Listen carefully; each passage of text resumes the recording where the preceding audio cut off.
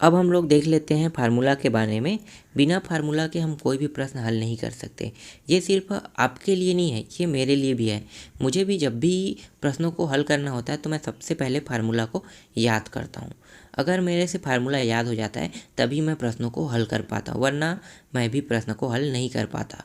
तो आप लोगों को मैं सजेस्ट करूँगा कि सबसे पहले आप फार्मूला को याद करो, उसके बाद प्रश्नों को बनाओ। तो हम सबसे पहले वर्ग के बारे में पढ़ेंगे। वर्ग क्या होता है? तो वर्ग जिसके सभी भुजाएं बराबर हो उसे हम वर्ग कहते हैं। वर्ग का सबसे पहला फार्मूला हम देखेंगे परिमाप और क्षेत्रफल। दो फार्मूला होते हैं, परिमाप होता है और एक क्षेत्रफल होता है। तो परिमाप क्या होता है? तो परिमाप चारों भुजाओं का योग। इसको कैसे समझेंगे? तो इसको आप इस तरह से समझो कि आप किसी ऐसे जगह को देखते हो जो चौकोर हो और वहाँ पे एक तार की जाली से घिरा हुआ बाउंड्री वाल हुआ रहता है। तो वहाँ पे टोटल जितनी दूरी तक के वो तार की जाली से घिरा हुआ रहता है उसकी लंबाई को नापते हैं, वही कहलाता है परिमाप। परिमाप आयत में भी होता है और वर्ग में भी होता है। तो पहले हम वर्ग की बात कर लेते हैं। तो चारों भुजाओं का योग कर लो तो a plus A plus A plus A कितना हो गया? 4a हुआ। तो परिमाप आया 4a। भाई सभी भुजाएं बराबर है, मतलब सभी का मान ए रहेगा भुजा में, तो इसका मान आया 4a। ठीक, अब देखते हैं क्षेत्रफल। क्षेत्रफल क्या होता है? लंबाई गुणी चौड़ाई। तो लंबाई गुणी चौड़ाई कैसे होगा? तो देखो दो भुजाओं को गुणा कर देते हैं। भाई दो भुजा इसमें लंबाई होता है और दो भुजा चौड़ाई होता है। तो दो भुजा लंबाई में से एक लंबाई ले लेते हैं और दो भुजा चौड़ाई में से एक चौड़ाई ले लेते हैं। तो लंबाई गुणी चौड़ाई मतलब क्या है? ए गुणित ए, तो ए का वर्ग हो गया ये। इसी तरह से हम आयत को देखते हैं। तो आयत में भी परिमाप होता है। तो आयत के परिमाप क्या होता है? चारों भुजाओं का योग। इसमें भी चारों भुजाओं का योग कर देंगे। और इसका क्षेत्रफल क्या होता है? तो लंबाई गुणी चौड़ाई, इसका भी क्षेत्रफल होता है। ठीक, समझ में आ गया ये भी। अब हम देखते हैं घन के बारे में पढ़ते हैं। घन क्या होता है? घन जो होता है सेम वर्ग का ही एक अगला रूप होता है। वर्ग में जैसे सभी भुजाएं बराबर होते हैं वैसे ही घन में भी सभी भुजाएं बराबर होते हैं।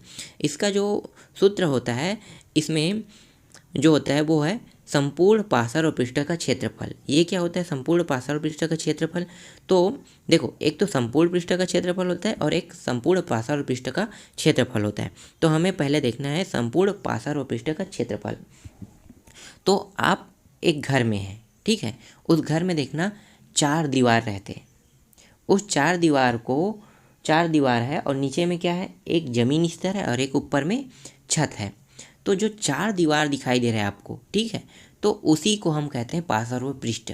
चारों दीवारों के जो साइज है उसी को क्षेत्रफल के रूप में निकालते हैं, उसी को हम कहते हैं पार्श्व और पृष्ठ। सिर्फ 4 पृष्ठ को ही देखना है, 4 ही दीवार को। हमें नीचे के हिस्से को और ऊपर के हिस्से को छोड़ देना है, ठीक है। कब? जब पार्श्व और पृष्ठ के सूत्र के बारे में बात किया जाए। तो इसका सूत्र क्या होता है? 2h कोष्टक में l प्लस बी, इसका सूत्र है। इसी तरह से घन का जो संपूर्ण पार्श्व और पृष्ठ का क्षेत्रफल देख रहे थे ना इसमें, तो इसका क्षेत्रफल का जो सूत्र होता है वो होता है 4a²। इसी तरह से घन के संपूर्ण पृष्ठ का क्षेत्रफल देखते हैं। तो संपूर्ण पृष्ठ के क्षेत्र में क्या होगा कि हम चारों दीवार को लेंगे और साथ ही साथ ऊपर को भी लेंगे और नीचे को भी लेंगे। तो कितना हो गया? 6 हो गया। तो यहाँ पे हो गया 6a²। समझ में आया ये? इसके बाद इसका आयतन भी देख लेते हैं। तो इसका आयतन क्या होता है? तो ये होता है लंबाई गुणित चौड़ाई गुणित ऊंचाई, ठीक है। इसमें ऊंचाई भी इंक्लूड है। अभी तक जब हम वर्ग पढ़ रहे थे तो वहाँ पे सिर्फ लंबाई चौड़ाई था, लेकिन घन में लंबाई चौड़ाई और ऊंचाई तीनों पाया जाता है। उसके बाद देखते हैं घनाभ में।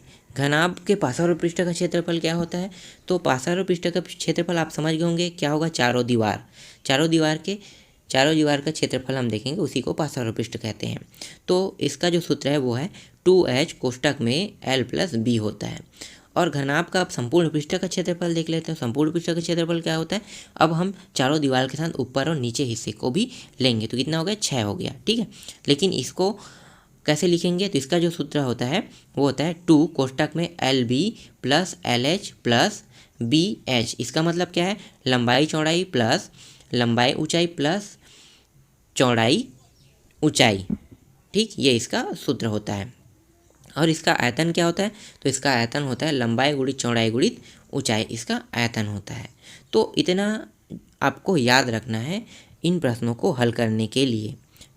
ठीक, तो इसके बाद हम प्रश्नावली को शुरू करेंगे।